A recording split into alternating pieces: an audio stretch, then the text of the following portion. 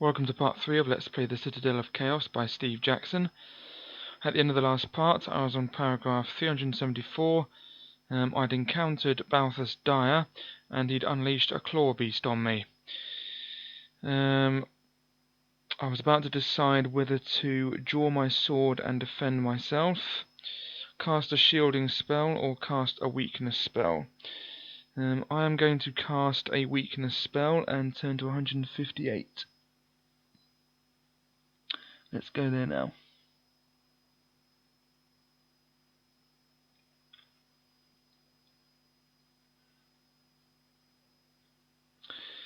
Okay, here we are. I'll just make the necessary adjustments on here. So I have 0 weakness spells now. So that's that. The beast whimpers as the spell takes effect. The immense weight is indeed a burden. Without its normal strength. It collapses in a heap, unable even to lift itself from the ground. You step over and run your sword through its chest. The unfortunate creature lies dead at your feet. Turn to 77.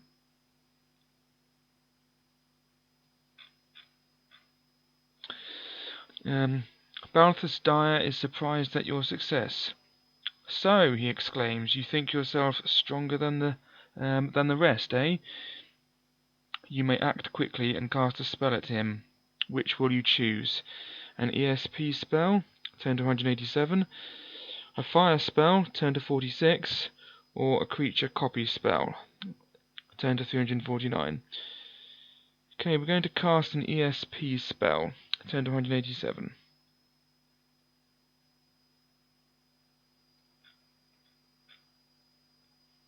Okay, let's just use it up on here. So I'll just put 0 ESP now, because I've used it. You concentrate on the sorcerer's mind. Images and words flash through your head. A couple of seconds later, there is nothing. You look up at Balthus Dyer, who is glaring at you. Do not try to probe the mind of Balthus Dyer, he commands. You concentrate again, but still receive nothing, as he is now blocking your spell. You reflect for a second on the images you did receive. A chart under the battle plan table, a sense of horror at a high-pitched screech, a blinding light, a ring on his finger, a razor-edged sword, and you. He is now mumbling under his breath, watching you with one eye. He raises one hand in the air and concentrates his gaze on it. Then he looks at you. He waves his hand in the air, backwards and forwards and side to side, faster and faster. With a crash, he brings his hand down on the table. You fall to the floor, not in surprise, but because the ground beneath you is shaking violently. The whole room seems to be tossing like a ship in a tempest. Although he has a firm footing and is now walking towards you, you cannot rise to your feet at all. Your only chance is a spell, if you have any left. If so, will you use a levitation spell, turn to 279, or an illusion spell, turn to 314.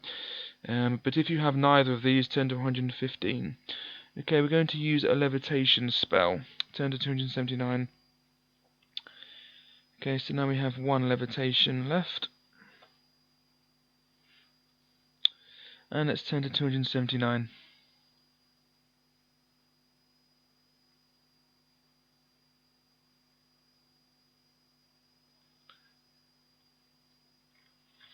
Here we are. You rise into the air, and the room continues to shake around you, but you can float freely. You may fly to wherever you wish in the room. To the armory cupboard, turn to 44. Quickly nip behind the sorcerer, turn to 318. Over to the window, turn to 78, or under the table, turn to 335.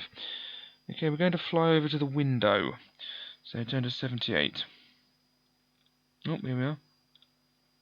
Is that something to do with us? No, that's 79.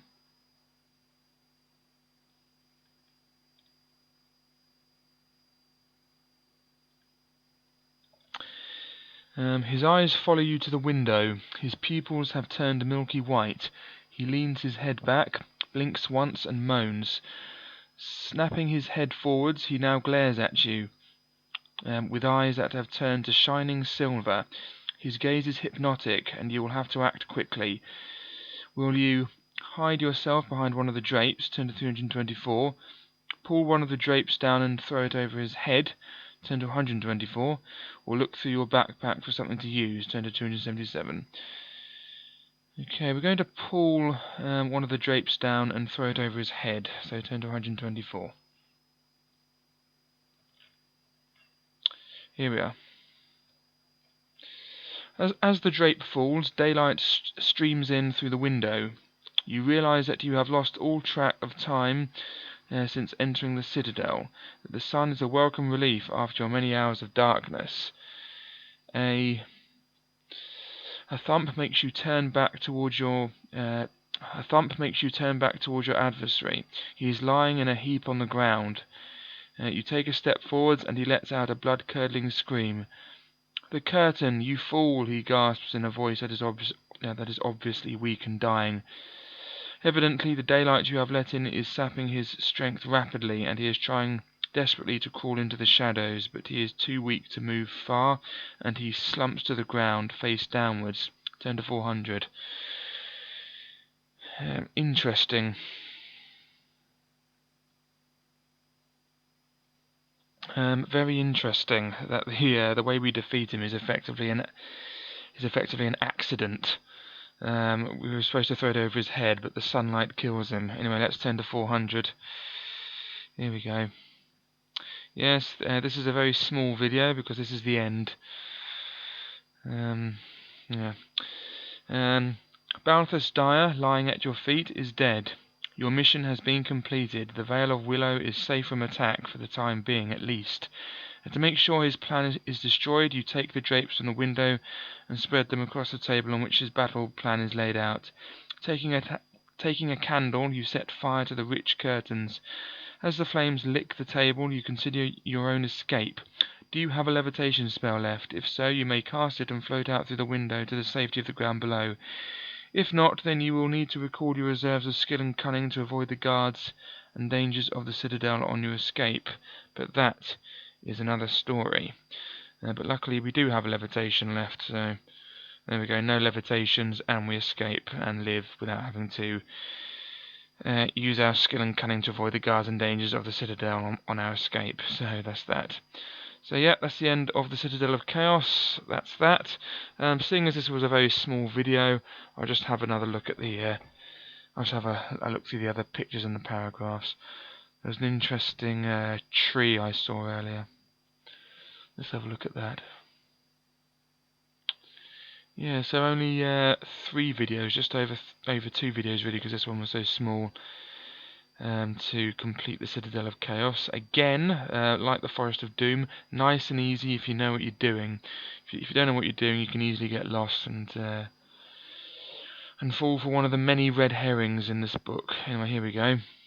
A peculiar bush with branches twisting out from the ground from the central stalk, as if in agony. The far corner of the courtyard, you come across a... Yes, I'm just reading this just for fun, really. Well, it's all for fun, but this isn't part of the adventure because I've completed it. In the far corner of the courtyard, you come across a peculiar bush with branches twisting out from the central stalk, as if in agony. The leaves are diamond-shaped, with small berries underneath, flat and tablet-like. You may take some berries with you on your adventure and creep further along the wall to the main entrance to the Citadel. Turn to 218. Oh, that's it. What was that one with that funny woman? Yeah, here we go. 90. Just ahead, a woman seems to be washing clothes. The passageway widens, and you are now walking alongside a flowing river. Just ahead, a woman seems to be washing clothes. She has a basket of these clothes beside her, and several sets of long johns are hanging on a line behind her. Will you draw out your sword and advance ready for a fight? Turn to 176. Hail her and try to make conversation. Use an ESP spell to find out who she is. Let's use an ESP spell. 329.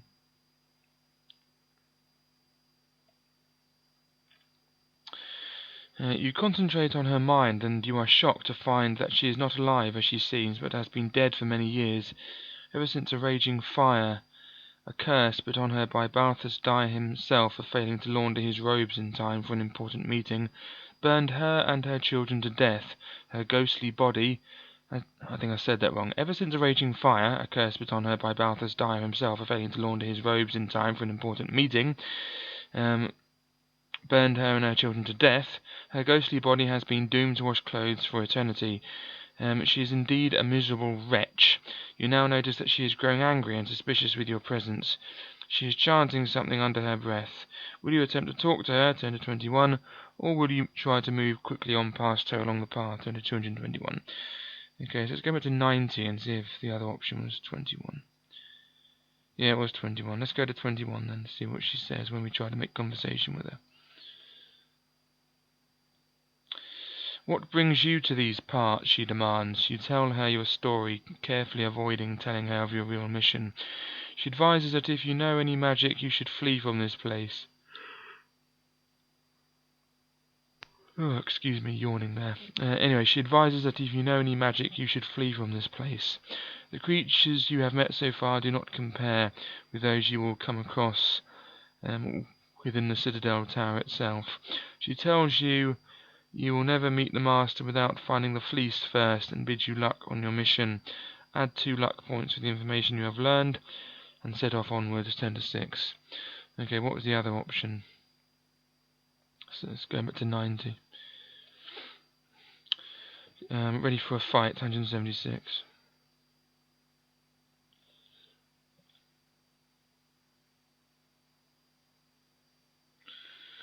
176, and we'll go to 222, see what that is. As you get closer, she turns to look at you, not in the least perturbed by your weapon. As she says, "Put down your weapon, young stranger. I am but an old woman. I'll do you no harm. Will you do as she asks?" If you ignore her words and continue advancing, then to 127, and there's the other things that we did before. 127, let's see what that does, just for a laugh. She lifts her head and calls into the air. You stop in your tracks as you see the washing on the line rustle and kick about in the air. Freeing themselves from the line, several pieces of clothing wisp through the air towards you, and as they get close you can make out ghostly bodies with long dead faces inside the clothes. "Protect me, my sons and daughters," she cries, and suddenly the clothes are all around you. Some whip their sleeves at you, stinging you painfully. One pair of arms wraps itself around your neck, making it difficult to breathe and tightening its grip. You are flailing about with your sword, but doing little damage to the ghosts.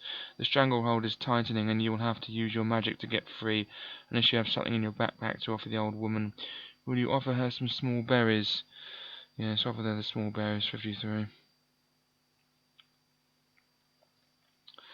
"What do I want with your berries?" she laughs. "My appetite died with my body."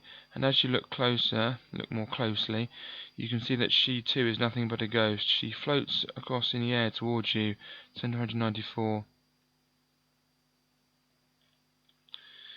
The stranglehold around your neck tightens, and your last living memory is one of fear, of these non-human creatures with their long dead faces gloating over your death. You have failed in your mission. Don't fight ghosts. Anyway, what was on 222? As you creep around the wall, you hear a low moaning noise a few yards ahead. As you get closer, you can make out the shape of a man on the ground, obviously in pain.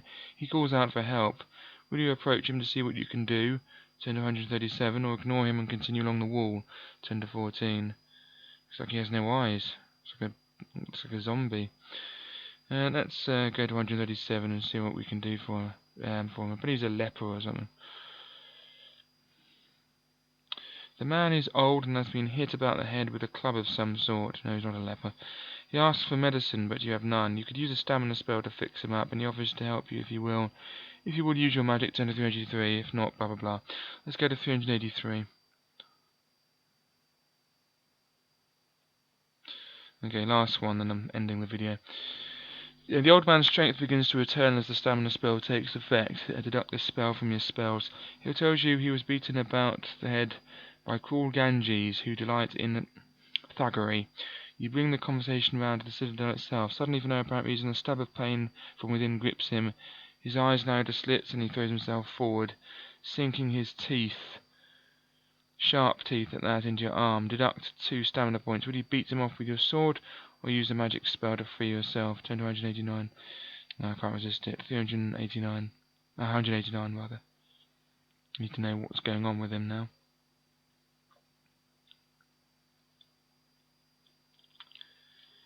You may use blah blah blah spell. Shielding spell, 130.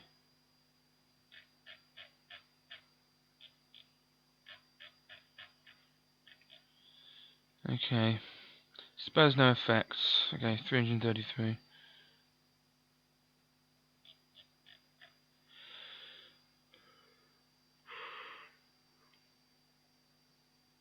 I can't be bothered anymore. Okay, so that was the end of the book. So we've completed the Citadel of Chaos. Thank you for watching. Balthus Die was defeated. Next video might be another game book. What would you like the next game book to be? If not, if it's a Masterston game, what would you like the Masterston game to be? Let me know, and I'll get about and I'll set about to doing it. So if you want a book, say which book it is. If you want a Masterston game, say what Masterston game it is, and I'll see what I can do. So thanks for watching. Hope you enjoyed The Citadel of Chaos by Steve Jackson, and hopefully you can catch me next time. Goodbye.